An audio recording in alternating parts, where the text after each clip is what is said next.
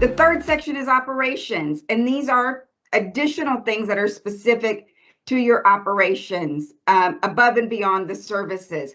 So these are some types of things that you're going to want to think about when you're addressing the operations section or component of your capability statement.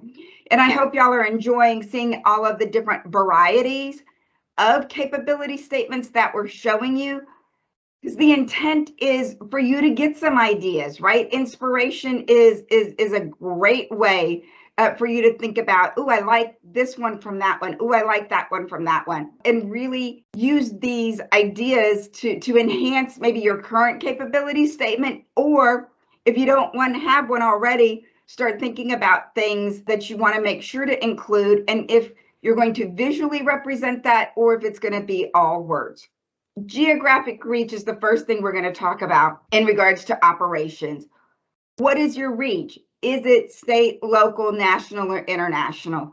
Well, the last 18 months has definitely changed some of the reaches of what some of our companies are able to do. You know, we might have just been historically, you know, Northwest Houston. Well, now, you know, you might have expanded to all of Houston or maybe all of Texas.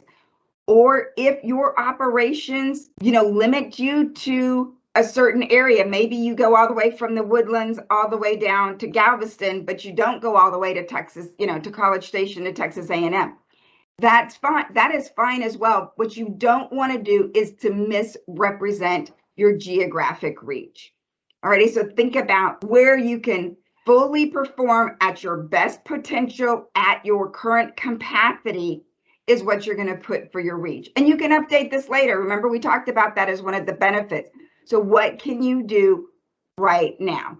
If your reach and your headquarters are within the same area, then you don't need to list both. You could put, you know, reach Houston, Texas, or greater Houston area, or greater Houston metro. But if you do Houston and Dallas and Fort Worth, well, that's definitely a much greater reach. So here's an example of Orr Textiles. And so it was very important for their specific industry to list where their mill locations were, because that reiterates as well as re-emphasizes what their reach is, because they have international mills, supports their international reach.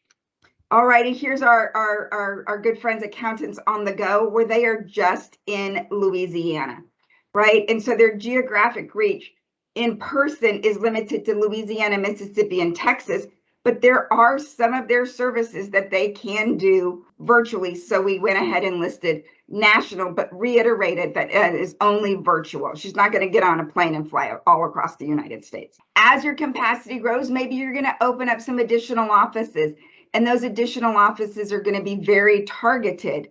So you'll want to list those, right? And so here's an example of an engineering, architecture, and surveying firm that is very concentrated in the Southwest. They're in Louisiana, Longview, as well as College Station.